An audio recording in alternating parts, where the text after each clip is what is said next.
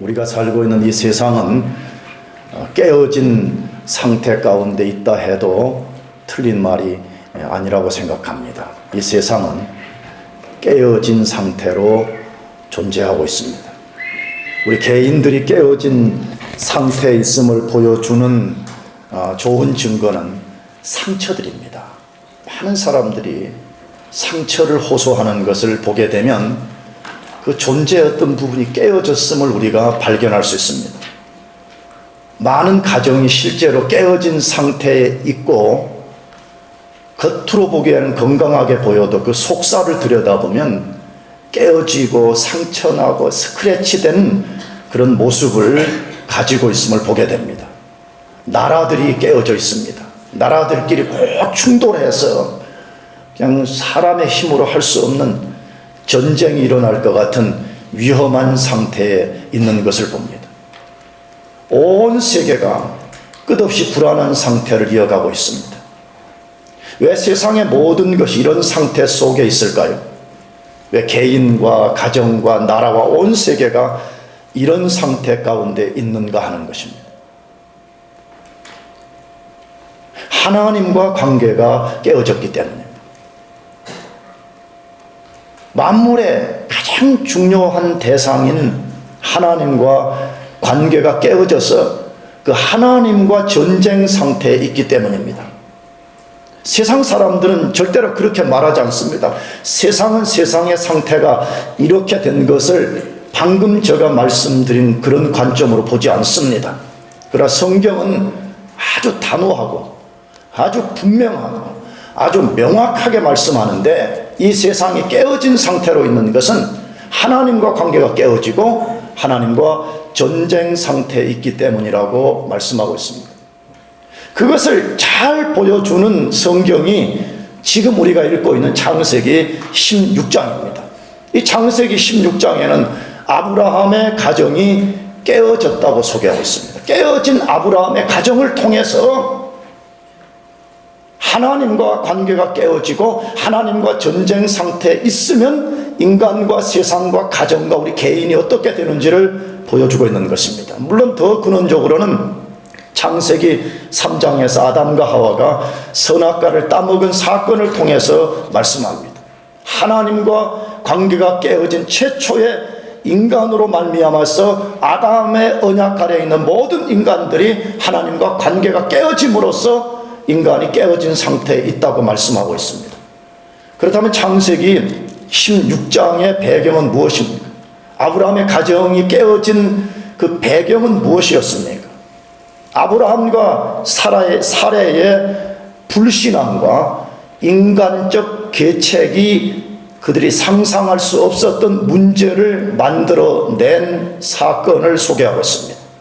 아브라함과 그의 부인 사레가 하나님 앞에 불신앙으로 반응하고 동시에 하나님의 계획이 아니라 인간의 계획을 따라가게 될 때에 그들도 예측할 수 없었던, 상상할 수 없었던 일들이 만들어졌다는 것입니다. 그 내용이 구체적으로 무엇이었어요?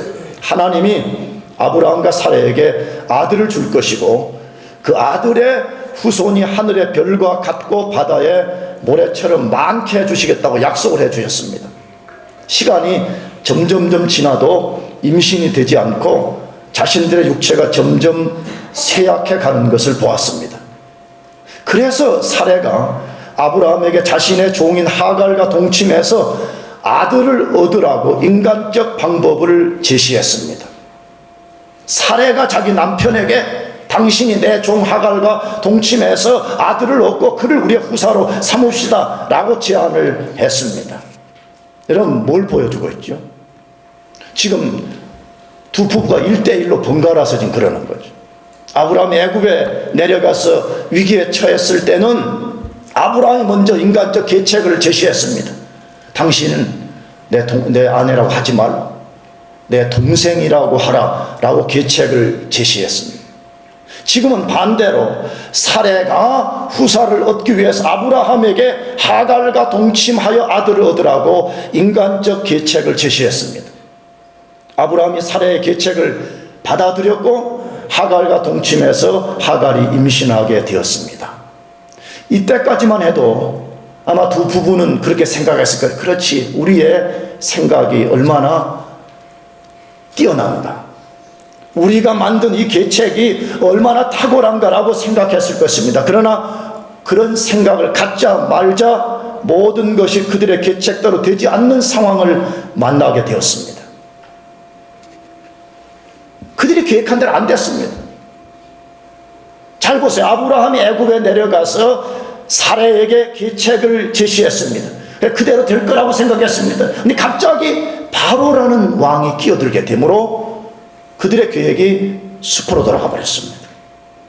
지금은 하갈이 갑자기 태도를 바꾼 것입니다. 아니, 여종이, 말 잘 듣던 여종이 주인의 아이를 임신하게 되자마자 아주 돌변을 해가지고 주인 사례를 무시하고 업신여기기 시작했습니다.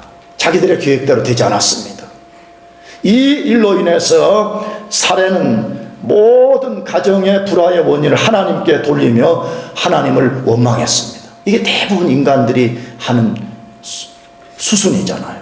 하나님 말씀에 순종하지 않아요. 자기 마음대로 해요. 뭐가 안 되면 왜 하나님이 나를 안 도와주셨냐 라고 하나님께 원망을 돌리는 것이 인간들의 모습입니다. 나가서 불행한 상황의 모든 책임을 자기 남편에게 돌렸습니다. 당신 때문에 이렇게 됐다라고 책임을 돌리기 시작했습니다. 급기야는 하갈을 쫓아내버리는 일이 벌어졌습니다. 아브라함의 가정에 비극이 찾아왔고 아브라함 가정이 깨어지는 일이 벌어지게 되었습니다. 그렇다면 아브라함의 가정이 이렇게 된 근본적 원인은 어디에 있다고요? 아브라함과 사레가 하나님의 약속을 믿고 끝까지 기다리지 않고 불신앙으로 반응했기 때문입니다. 불신앙의 반응으로 하나님과 관계가 깨어지고 하나님과 전쟁 상태에 빠졌기 때문에 아브라함 가정에 그런 어두움이 찾아온 것입니다. 여러분 기억해야 됩니다. 그리스도인들은 삶의 유일한 방식이 하나님 말씀을 믿고 사는 것입니다. 이것을 믿지 않고 아브라함처럼 사례처럼 기다리지 않고 인간적 계책을 가지고 자기들이 하나님보다 앞서게 되면 아브라함 가정처럼 깨질 뿐만 아니라 하나님과 전쟁 상태에 돌입하게 되어서 하는 일마다 전쟁이 만들어내는 비극적 결과처럼 된다는 것이에요.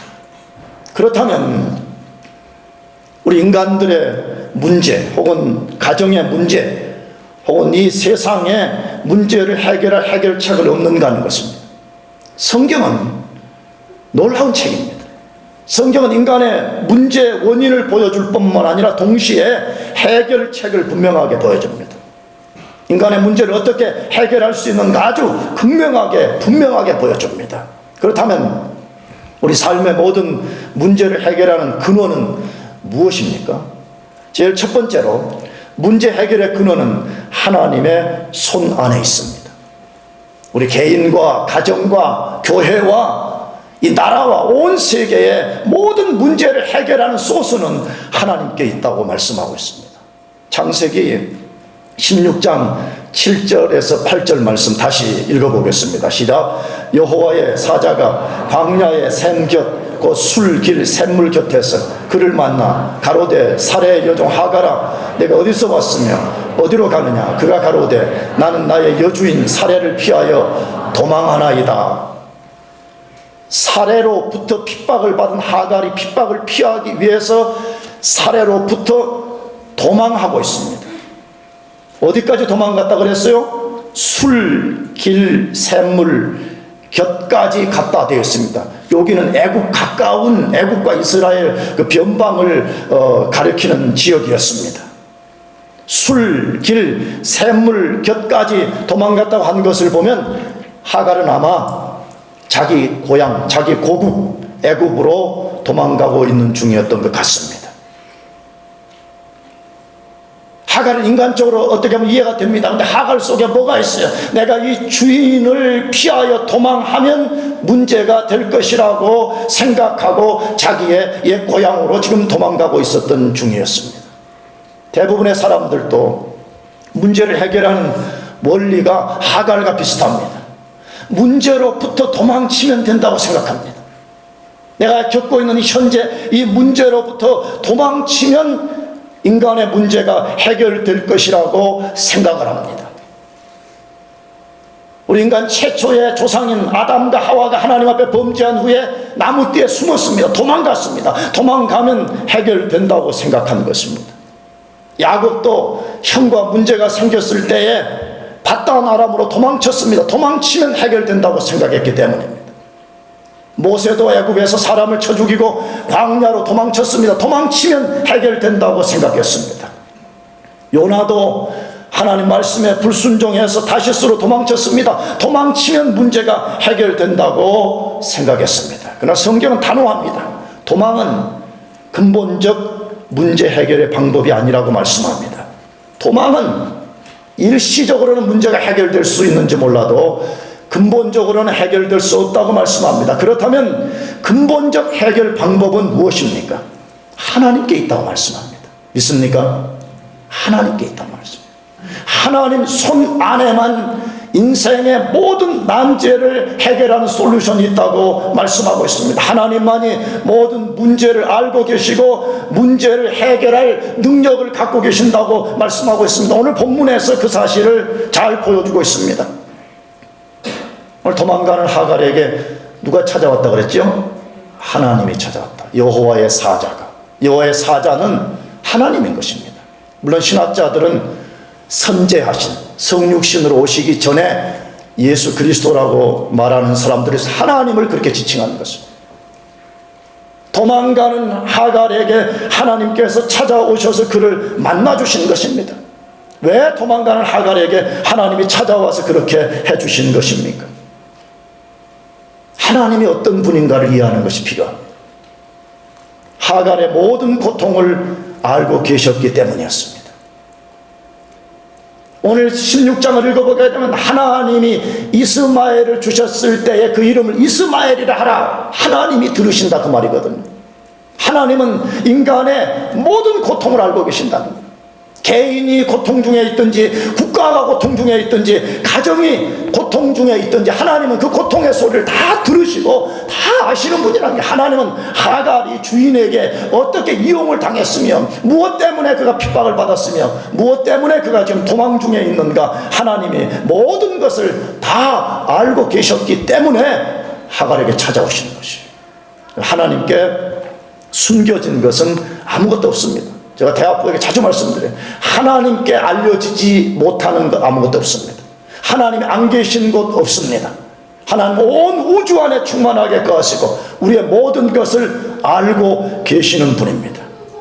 나가서 그 하나님이 찾아오신 것은 하갈이 비천한 여종의 신분이었지만 불쌍히 여기시는 마음을 가졌기 때문입니다. 비천한 여종, 하나님의 계획은 하갈에게 있지 않았습니다. 약속의 자녀인 아브라함과 사라에게 있었습니다. 버릴 수도 있었습니다. 인간적으로 보면 그까지 비천한 여종 하나 가서 죽든지 말든지 내팽개칠 수 있었습니다. 그러나 비천한 여종의 신분이었지만 하나님이 그를 찾아왔다 그렇게 말씀하고 있습니다. 왜 그렇죠? 하나님은 우리 인간들을 근본적으로 불쌍히 여기시는 분입니다. 그래서 하나님은 긍휼에 풍성하신 하나님이라 그렇게 말씀하는 것입니다. 이 긍휼이란 말이 우리를 불쌍히 여긴다.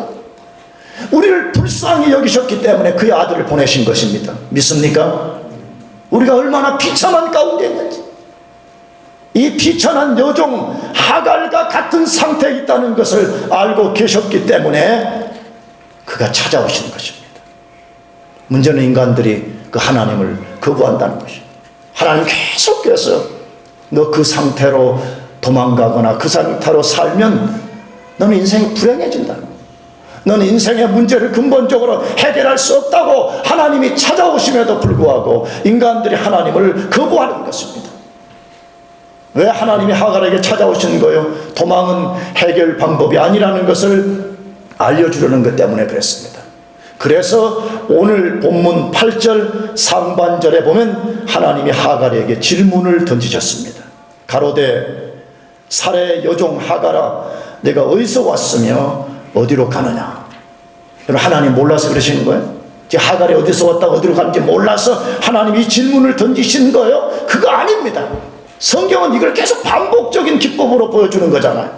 최초의 인간이 아브라함이 범죄하고 나무 뒤에 숨었을 때 하나님께서 찾아오셔서 아담아 내가 어디 있느냐라고 물었잖아요. 하나님 몰라서 그러신 거잖아요.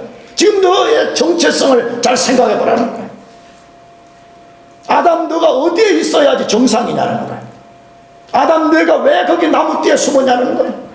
하갈에게 똑같이 묻는 거지. 하갈 너가 어디에 있어야지 너 본래 자리냐? 너가 도망하는 것이 너의 문제를 해결한다고 생각하느냐? 하나님이 질문을 던져서 그 스스로 깨닫고 판단하고 결정을 내리도록 만드신 거 아니에요? 오늘 우리에게도 하나님이 질문을 던져. 하나님은 인격적인 하나님이시기 때문에 절대 하나님은 우리의 팔을 막 비틀어가지고 예수 안 믿는다고 막 톱으로가지고 이 머리를 잘라가지고 막 예수하는 지식을 불어넣고 그렇지 않습니다. 하나님은 항상 우리에게 때로는 의문을 불어넣게 하고 그래서 생각하게 만들어요. 회의를 품게 함으로써 뭐가 진짜 인생의 바른 것인가를 우리 스스로 생각하고 내가 옳은 것이 무엇인지를 알고 결정을 내리라, 그렇게 말씀하는 거잖아요. 나가서 하나님이 찾아오신 것은 하갈에게는 문제를 해결할 능력이 없다는 것을 알고 계셨기 때문입니다. 하갈 너 스스로는 현재 처한 너의 인생의 문제를 해결할 수 없다는 것입니다. 사실입니다. 인간은 하나님 앞에서 문제를 만들어낼 수는 있어도 그것을 근본적으로 해결할 능력이 없는 것입니다. 성경이 그 사실을 증거하고 있습니다. 다시 아담과 하와를 생각해 보세요. 에덴 동산에서 사단에게 속아서 선악과를 따먹고 자기 자신들과 인류의 거대한 문제를 만들어냈습니다. 여러분, 하나님이 얼마나 공의로우신 분인가를 아담 하와를 통해서 보세요. 선악과를 따먹으면 죽을 것이라고 말씀했는데 그 죽음이 아담 하와와 온 인류 속에 들어왔잖아요. 이게 하나님의 공의의 심판입니다. 근데 사람들은 그걸 모르고 하나님의 공의가 어디에 있냐 이렇게 말합니다. 아담 하와가 선악과를 따먹었을 때에 그들은 스스로 해결할 능력이 없었습니다. 그때 하나님이 그들에게 찾아오셔서 어떻게 문제를 해결할 것인지를 알려주시고 심지어 그 문제를 해결해 주셨습니다. 아브라함도 그랬습니다. 애굽에 내려가서 아내를 누이라고 거짓말했다가 위기에 빠졌습니다. 스스로 해결할 능력이 없었습니다. 아내를 찾아올 능력이 없었습니다. 그때 하나님이 찾아오셔서 바로에게 하나님이 아주 어미롭게 말씀하는 거죠. 만일에 사례에게 손끝 하나만 건드리면 너와 너 나라는 사라진다. 하나님이 선언하심으로써 겁을 먹은 바로가 다음날 다 놓아줘서 바로의 아브라함의 위기를 극복할 수가 있었습니다.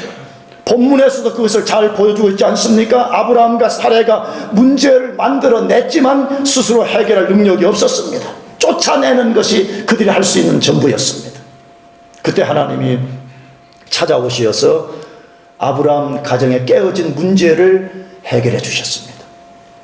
여러분, 인생의 문제의 해결은 하나님께만 달려 있습니다. 믿습니까? 이걸 진짜 믿어야 돼요. 정말 여러분 인생의 난제들이 있잖아요. 쉽게 뛰어넘어지지 않는 인생의 난제들이 있잖아요.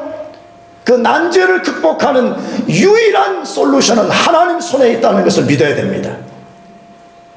하나님의 위대한 종인 다윗이 그래서 시편 31편 15절에 이런 고백을 했습니다. 다 같이 읽어보겠습니다. 내 시대가 주의 손에 있사오니 원수와 핍박하는 자의 손에서 나를 건지시옵소서. 내 시대가 누구 손에 있어요? 주의 손에 있어요. 여러분이 정말 겸손하고 정직한 사람이라면 다윗의 길을 쫓아야 돼. 다윗처럼 내 시대가 내 손 안에 있는 것이 아니라 하나님 손에 있다는 것을 고백해야 됩니다. 정말 그렇습니다. 우리 인생의 태어남과 우리 인생이 나이 먹어가는 것과 우리 인생이 앞으로 마지막 종착점에 다다르는 이 모든 것은 주의 손에 있습니다. 믿습니까? 주님이 주권자이십니다. 그러므로 인생이 난제에 처하게 될 때는 다윗과 같이 그렇게 부르짖어야 되는 것입니다. 내 시대가 주의 손에 있사오니 내 원수와 핍박하는 자의 손에서 나를 건져달라고 하나님께 부르짖어야 되는 것입니다. 오늘 성경은 말씀합니다. 우리 자신과 가정과 인류의 문제를 해결하는 유일한 길은 하나님 손아닙니다. 하나님 외에는 해결 방법이 없다고 말씀합니다. 그러므로 여러분 모두가 하나님을 인정하시기 바랍니다. 나가서 다윗처럼 하나님만 찾기를 바랍니다. 두 번째로 삶의 모든 문제를 해결하는 근원은 무엇인가 하는 것입니다. 문제 해결의 근원은 하나님께 순종에 있습니다.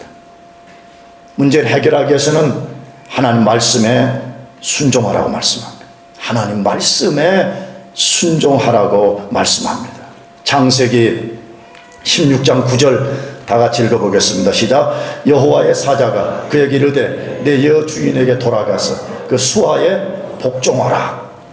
하나님께서 도망가는 하갈에게 찾아오셔서 도망이 해결 방법이 아니라라고 알려주신 후에 참 해결 방법을 말씀해 주셨습니다. 그것이 무엇이라고요? 내 여주인에게로 돌아가서 그 수하에 뭐하라? 복종하라. 너 돌아가서 너 주인에게 순종하라라고 말씀하고 있습니다. 왜 하갈이 사례로부터 도망을 쳤습니까?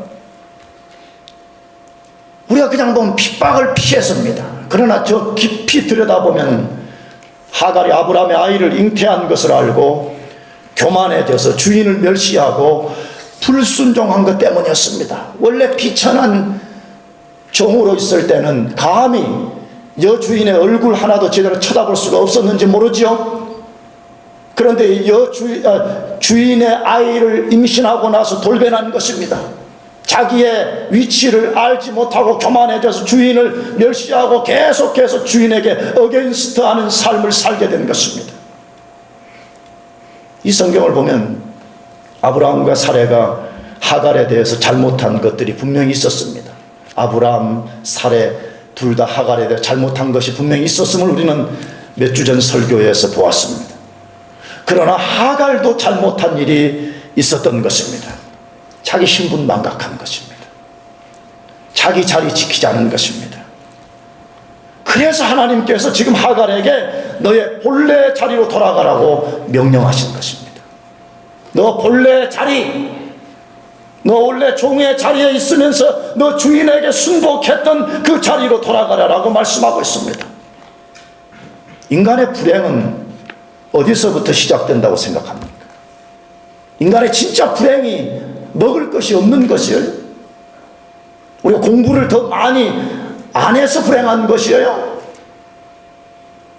돈이 없어서 불행한 것이에요. 절대 그런 거 아닙니다.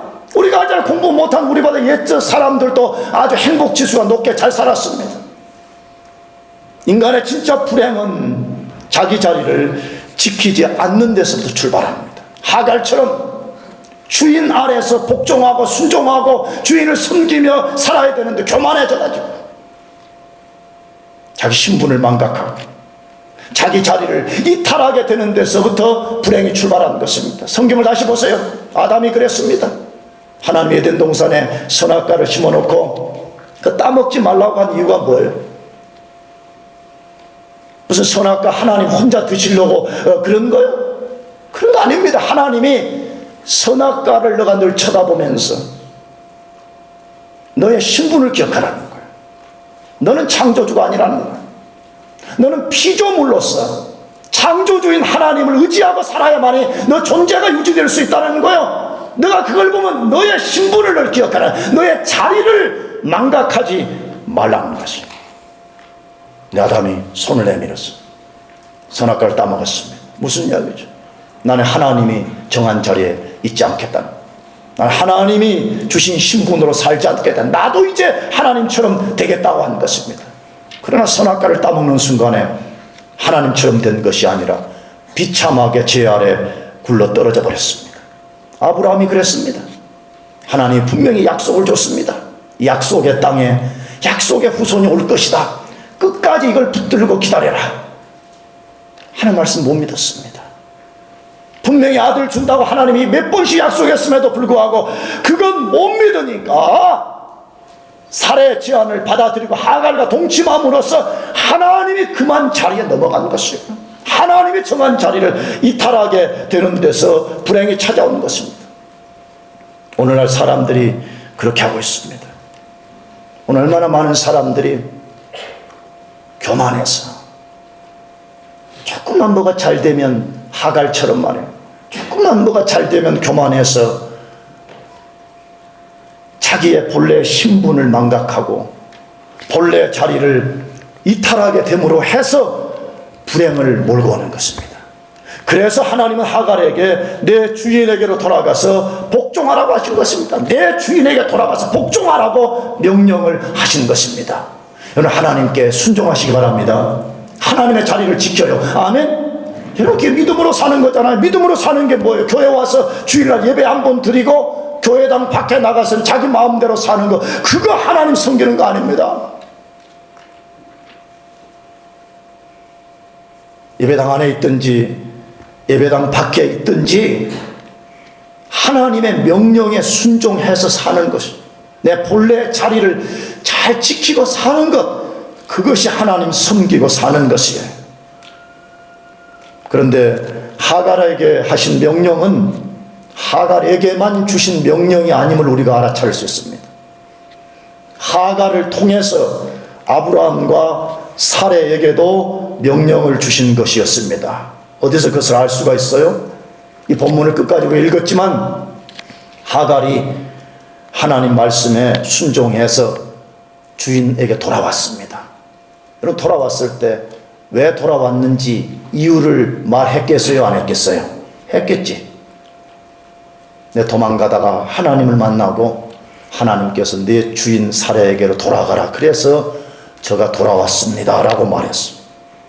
그 말을 들은 아브라함과 사레가 뭘 알아차린 거예요? 아, 하나님이 하갈을 통해서 우리에게도 말씀했구나. 이런 간접적 방법이지만, 왜? 너 주인에게로 돌아가라. 그 말은 가면 너 주인도 내 말에 순종해서 너를 뭐 해야 된다? 수납해야 된다는 거예요. 하나님이 공평하게 문제를 야기한 두 대상에게 순종하도록 명령했습니다. 우리 한번 상상해봅시다. 만일 하갈이 하나님 말씀에 순종치 않았다면 어떻게 되었을 거예요? 명령은 받았지만 순종치 않고 그냥 자기 길을 간 거예요. 애굽으로 계속 내려갔다면 어떻게 됐습니까? 그나마 도망자로 살다가 죽었을 것입니다. 도망하다가 죽든지 아니면 가서 도망자라는 신분으로 살다가 나이 들어서 이름 없이 사라졌을 것입니다. 나가서 창세기 16장 10절 이하의 놀라운 복을 얻지 못했을 것입니다. 하나님이 하갈에게 주신 복이 무엇입니까? 여호와의 사자가 또 그에게 이르되 내가 네 자손으로 크게 번성하여 그 수가 많아 셀 수 없게 하리라. 여호와의 사자가 또 그에게 이르되 내가 잉태하였으니 아들을 낳으리니 그 이름을 이스마엘이라라. 이는 여호와께서 내 고통을 들으셨습니다. 놀랍습니다. 하나님은 순종이라는 방법을 통해서 우리의 잘못을 바로잡아 주십니다. 순종을 통해서 우리 어그러진 모습을 하나님은 바로잡아 주시는 분입니다. 근데 놀라운 것은 그것으로 끝나지 않고 우리가 순종하면 하나님은 그 순종을 더 잘하도록 격려해 주신다는 거예요. 지금 하갈 보고 내 말에 명령해서 너 주인에게 돌아가라. 여러분, 그것만 해도 대단한 하나님의 축복입니다. 근데 너가 그렇게 간다면 너가 이스마엘은 아들을 얻을 것이고 나가서 이스마엘을 통해서 셀 수 없는 자손을 얻을 것이라고 하나님이 격려해 주시는 것입니다. 하나님은 그런 분입니다. 우리가 순종하면 그래, 잘한다, 다 순종 잘해라, 순종하면 더 큰 축복이 있다, 하나님은 항상 격려하시면서 우리를 축복하시는 분입니다. 여러분, 나가서 아브라함이 순종하지 않았다면 어떻게 되었을까요? 사레가 불순종하여 하갈을 받아들이지 않았다면 어떻게 되었을까요? 아브라함 가정에 찾아온 어둠, 여러분 상상해서 하갈을 쫓아내놓고 아브라함 가정 속에 기쁨이 막 가득했겠어요? 아니면 두 부부가 같이 밥을 먹고 있지만 뭔가 어두운, 그 죄가 가져온 어두운 정막이 그 식탁을 막 지배, 어쩌면 두 부부가 서로 눈도 좀 마주치기 어려웠을 것 같아요. 그렇잖아요. 서로 지금 서로 책임을 전가하는 거잖아요. 아브라함 말은 안 하지만 당신이 그걸 해가지고 괜히 처음에 원인은 당신이라고 막 그렇게 말하고, 또 사례는 그럴지 모르지 근다고 당신이 받아들여? 이 분수 같은 남편아, 남자는 똑같아 이런지 모르지. 죄로 인한 어둠, 죄로 인한 침묵, 전쟁 상태가 해결되지 않았을 것입니다. 나가서 아브라함과 사례는 또 다시 한 번 더 하나님 앞에서 불순종의 사람이 되고 말았을 것입니다. 분명히 하나님이 하갈을 통해서 순종하라, 받아들여라, 내 말에 복종하라 말씀했는데 다시 거부함으로써 불순종의 사람이 될 수 있었습니다. 그런데 하갈, 아브라함, 사레 모두가 하나님 말씀에 순종했습니다. 순종하게 될 때 도저히 깨어진 이 가정이 다시 회복될 것 같지 않았었는데, 순종할 때에 깨어진 가정이 다시 회복되는 역사가 일어나게 되었습니다. 하나님 말씀에 순종하는 것을 하찮은 것으로 여기서는 안 됩니다. 오늘 우리 그리스도인들이 자기 스스로를 속이는 것이 뭐예요? 거룩하게 살면 손해볼 것이라고 생각하는데, 여러분, 거룩이 축복입니다. 믿습니까? 거룩이 능력입니다. 믿습니까? 거룩하게 살기로 결심을 해요. 내가 언젠가도 설교했어. 거룩하게 살면 내 인생의 즐거움을 빼앗겨 버릴 것이라고 생각하는 사람들이 있어요. 야, 예수 너무 심하게 믿어가지고 미치광이 돼가지고 내 즐거움이 없는 거 아닌가 이렇게 생각하는 사람들이 많다고. 그거는 착각이에요. 그건 여러분 속에 죄가 여러분을 속이는 것이에요. 그건 사단이 우리를 속이는 것이에요. 여러분, 우리가 거룩하게 살 때 진정한 즐거움이 있습니다. 내가 예를 들었잖아. 초등학교 다닐 때 맨날 초등학교, 나는 국민학교 출신이지만 국민학교 그 입구에 보면 뽑기 말이에요. 뽑기 만들어가지고 뽑기 먹어봤나? 남서장? 뽑기는 그 불량식품이라고. 불량식품. 근데 그거 안 먹으면 막 죽는 줄 알고 막 엄마한테 용돈 타고 말이야. 속여서 타고 말이야. 책 산다고 해갖고 안 사고 또 받아오고. 그 불량식품 그거 막 달다고 빨아먹고 햇바닥에 파랗고 노랗고 빨갛고 그러더니 혀내고 서로 자랑하고 와 이러고. 여러분, 그런데 지리산 깊은 산골에서 나는 그 진짜 석청 목청 있는데 목청이 더 좋은 거라고 하더라고요. 그 목청에서 나온 그 꿀, 여러분 한 숟가락만 먹어봐요. 목청을 맛본 사람은 다시는 뽑기를 안 먹습니다. 하나님의 거룩한 사랑을 맛본 사람은 이 세상의 사랑을 기웃거리지 않습니다. 하나님의 사랑을 맛본 적이 없기 때문에 내가 거룩하게 살면 뽑기 사랑을 잃어버리는가 늘 절절매는 것이죠. 마찬가지로 여러분, 순종하는 것을 두려워하지 말아요. 여러분, 순종할 때만이 진짜 축복이 있어요. 믿습니까? 순종할 때만이 진짜 인생의 문제가 해결되는 것입니다. 그래서 성경은 순종의 위대함을 반복해서 말해요. 불순종하면 이렇게 되고 순종하면 이렇게 되지 않느냐는 것을 우리에게 극명하게 보여주고 있잖아요. 그래서 유명한 순종의 성경 구절 사무엘상 15장 22절 다 같이 읽어보겠습니다. 시작. 순종이 낫고 듣는 것이 수양의 기름보다 나으니 이는 거역하는 것은 사슬의 죄와 같고 완고한 것은 사신 우상에게 절하는 죄와 같으니라. 순종이 뭐보다 나아요?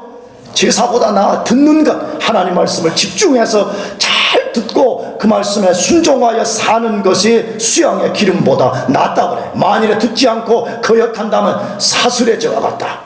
무당들에게 가서 내 인생을 물어보는 것과 똑같다 그렇게 말하고, 완고한 것, 하나님 말씀을 듣고도 순종하지 않는다면 죽은 우상에게 절하는 것과 똑같다고 말씀하고 있습니다.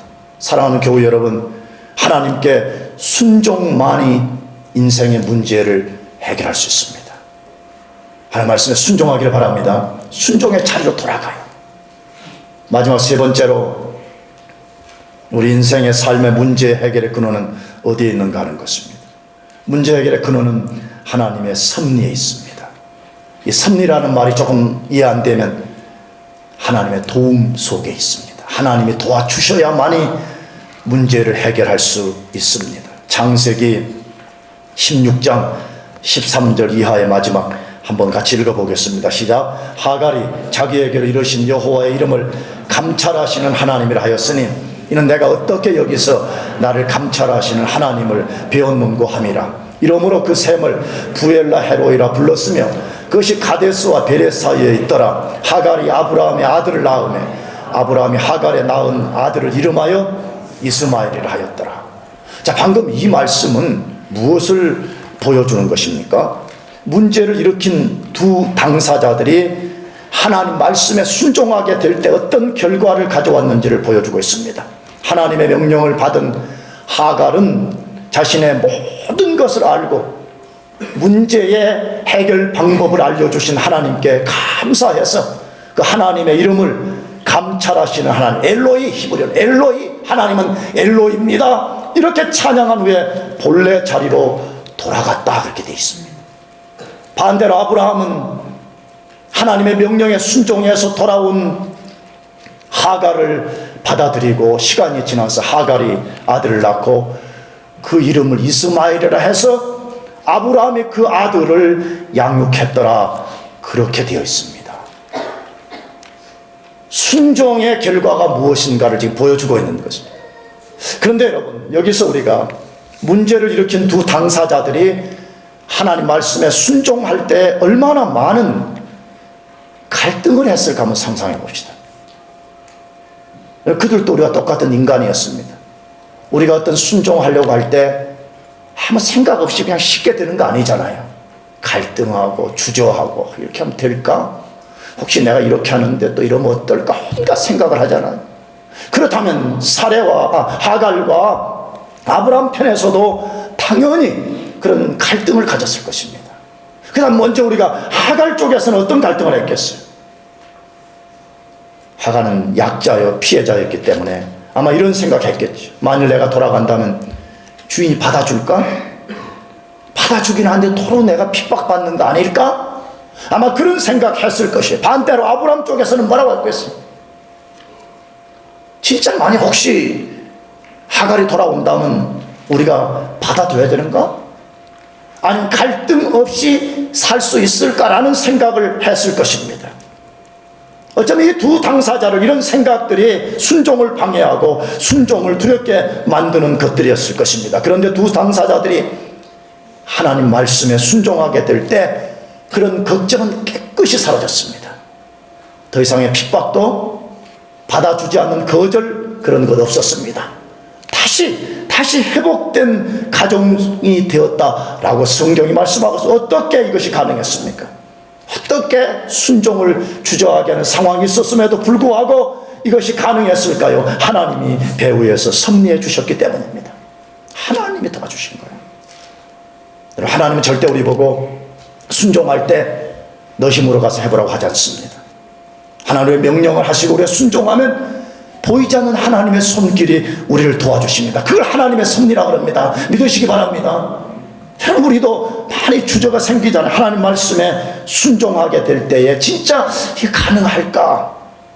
관계가 안 좋은 사람들과 화해를 요청하게 될 때 내가 말씀에 순종해서 손을 내밀 때 반대 사람이 이걸 받아줄까? 안 받아주면 내 자존심이 무너지는 거 아닌가? 온갖 생각이 우리가 순종을 방해할 때가 있잖아요.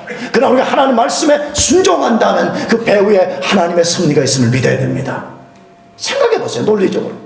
아니, 하나님은 예수님을 안 믿는 비그리스도인들에게도 섭리를 주십니다. 그것이 지금 태양을 뜨게 하고 공기를 주시고 이 모든 것을 누리게 하시는 거잖아요. 일반 은총을 그들에게도 부어주신다면 하나님의 자녀들이 하나님 말씀에 순종하는 거예요. 하나님, 내가 불순종으로 깨어진 삶을 회복하기 위해서 하나님 말씀에 내가 순종하고 발을 내딛겠습니다. 하나님 믿고 가겠습니다 하는데 왜 하나님 안 도와주시겠어요? 우리가 진짜 순종한다면 하나님이 도와주시는 것을 믿으시길 바랍니다. 성경 역사가 그걸 증거하고 있잖아요. 이스라엘 백성들이 출애굽할 때 그들 앞에 홍해가 가로막혀 있었습니다.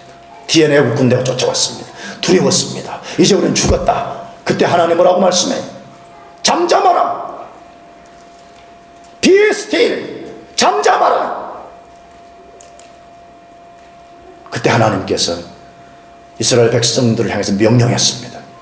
너희들 홍해를 향해서 발을 내디르라는 것입니다. 아직 홍해 가기 전에 언덕에서 홍해가 갈라진 게 아니었습니다. 그들이 홍해 가까이 와서 발을 뭐 할 때? 내디딜 때.